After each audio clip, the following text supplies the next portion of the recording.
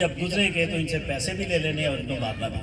ابھی ہمیں اس سٹوری کا نہیں پتا تھا، اسے ہمیں روکا، اپنے بیٹوں کو بھیج دیا،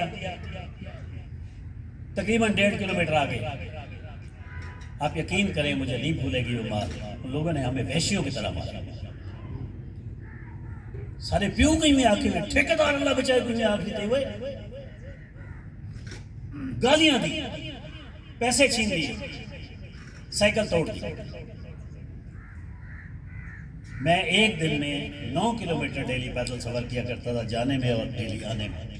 سائیکل کے پیسے ہوتے تو سائیکل ملتی۔ اللہ نے کرم کیا، 4 ماسٹر ڈگریاں میں نے لی، اللہ بچائے کہ بیٹوں کی مار کے بعد۔ ایس ڈی او شپ کو میں نے ریزائن کیا ہوا ہے۔ I'm also MA LLB, I'm also MBA in marketing۔ میں نے اس سٹیٹس کو واش آؤٹ کرنا تھا، کک آؤٹ کرنا تھا اس مار کھانے والے سٹیٹس کو۔ جب بہت خوشحالی ہوئی، والد صاحب شدید بیمار تھے، جب ہم ابا جی ٹھیک ہو گئے، بازار میں میرا جی چاہا کہ میں اپنے سارے خاندان کے لیے اعلیٰ درجے کے کپڑے لوں۔ میں اس وقت سیلز مینیجر بن گیا تھا اسٹیٹ لائف، بہت خوشحال تھا۔ پاکستان میں 2nd پوزیشن پہ تھا سیل مینیجر، پاکستان پہلے نمبر پہ تھے صدیق اکبر صاحب، 63 لاکھ ان کا بزنس تھا اور 59 لاکھ میرا بزنس تھا۔ آپ اندازہ لگائیں کہ 59 لاکھ والے سیل مینیجر کا سٹیٹس کیا ہوگا۔ جب وہاں پہنچے، بازار میں گھومے پھرے، مختلف چیزیں لی۔ اب ابا جی کے پیسے، ابا جی کے کپڑے لے لیتے۔ والد صاحب ساتھ تھے، میں نے انہیں کہا جی آپ کو 4 سوٹ ملیں گے۔ وہ حیران، میں نے کہا آپ کو 4 سوٹ آئیں گے، آپ کے حصے میں 2 جوتے۔ کہتے ہیں یار خدا دا نام پتری ہی نہ کر۔ میں نے کہا نہیں جی ایسے ہی۔ بہرحال سب کچھ ہو گیا۔ جب لاسٹ پہ ہم نکلنے لگے نا، تو وہاں فالودے کی دکانیں ہیں، اگر کسی نے بہاولپور دیکھا ہوا ہو تو مین جامع مسجد کے نیچے فالودے کی بڑی مشہور دکانیں۔ آپ بور تو نہیں ہو رہے؟ اس فالودے کی دکانوں کے نیچے ساتھ ہی ایک بابا بھیک مانگ رہا تھا، میں نہیں پہچانا اس کو۔ میرے والد صاحب نے کہا یار میرے کو کتنی سوٹ آتا ہمیں گننے سے؟ میں نے کہا جی 4۔ کہتے پیسے کتنے ہو سکتے؟ اس وقت 300-400 کا اعلیٰ درجے کا سوٹ ملتا تھا اور 600 روپے کا بوسکی کا سوٹ ملا کرتا تھا۔ میں نے 5000 روپے نکالے، مجھے اب تک نہ یاد ہے کہ وہ سمپلی اسے نہ دیکھیں یہ اپنا کام کرتے رہے۔ اس وقت 500 کے نوٹ ہوتے تھے، نہیں کرو 500 روپے کے نوٹ ہوتے تھے۔ میں نے والد صاحب کو 10 نوٹ دے دی۔ میرے والد صاحب نے اس مانگنے والے کے کندھے پہ ہاتھ رکھا، اسے کہا وہ اللہ بچایا ٹھیکیدار ہی تھا، خدا کی قسم اللہ بچایا ٹھیکیدار اندھا ہو چکا۔ اور میرے والد صاحب نے وہ 5 کے 5000 اسے دے دیے۔ کہتے ہیں ون یار میرے پترا کو تو نہ مارے یار، تجھے کو تو یاد کہنا ہو گیا۔ اللہ بچایا کہ ایک بیٹے نے قتل کیا، دوسرے بیٹے نے اپنی بیوی کو مارا، تیسرا بیٹا چوری کرتے ہوئے پکڑا گیا، پورا خاندان تباہ ہو گیا۔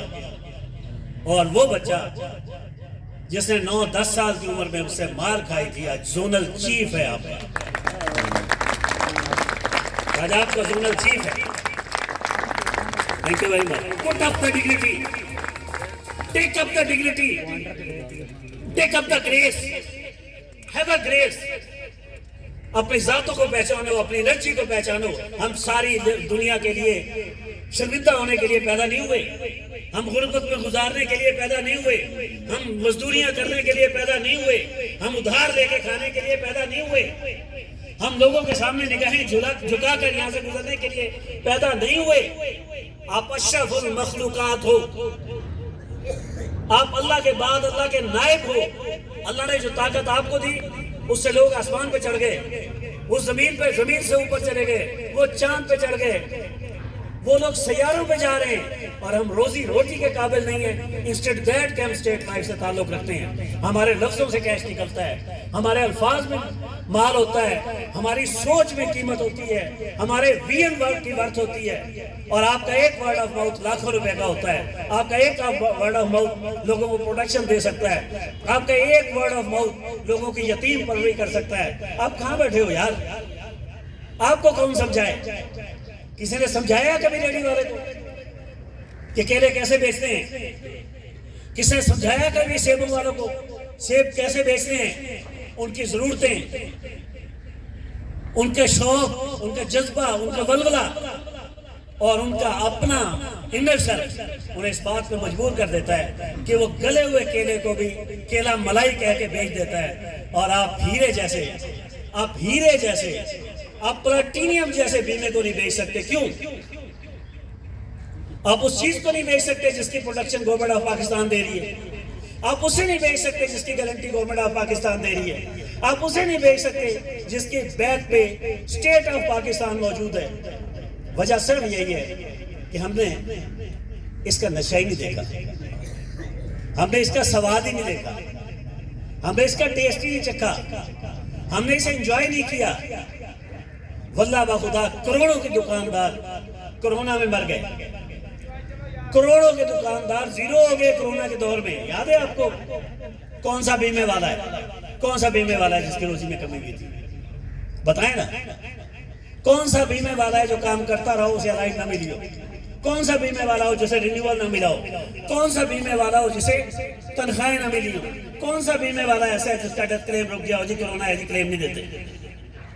پوری دنیا کا نظام رک جاتا ہے، بیمے کا نظام نہیں رکتا۔ پوری دنیا کا نظام آگے پیچھے ہو جائے گا، آپ پروٹیکشن شیلٹر سے پیچھے نہیں ہٹیں گے۔ اپنے جوش، ولولے، جذبے، خدمت خلق کے پوائنٹ آف ویو سے آپ کو کام کرنا چاہیے۔ اپنی صلاحیتوں کا استعمال کرو، لوگوں کو راہ راست دکھاؤ، لوگوں کی ڈگنیٹی اپ گریڈ کرو، لوگوں کو بچت کے طریقے بتاؤ، لوگوں کو شیلٹر کے طریقے بتاؤ، لوگوں کی اولڈ ایج بینیفٹ کرو، لوگوں کو اپنا بناؤ، ثواب کماؤ، نیکی کماؤ، لوگوں کو خوشحال کرو، جو آپ کے ساتھ چلیں ان کی پروٹیکشن کرو، جو آپ کا کہنا مانے ان کی بات کو ویٹیج دو۔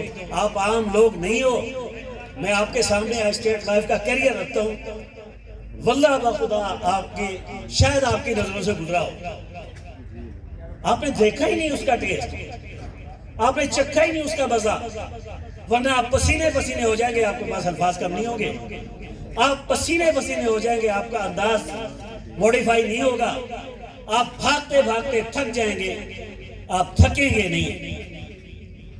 مسئلہ صرف سوچ کا ہے، مسئلہ صرف انداز کا ہے، مسئلہ صرف شوق کا ہے، مسئلہ صرف انوالومنٹ کا ہے، مسئلہ صرف اور صرف اس آبزرویشن کا ہے جو کسی نے کی اور کسی نے نہیں کی۔ جس نے آبزرو کیا وہ ممتاز شاید بنا۔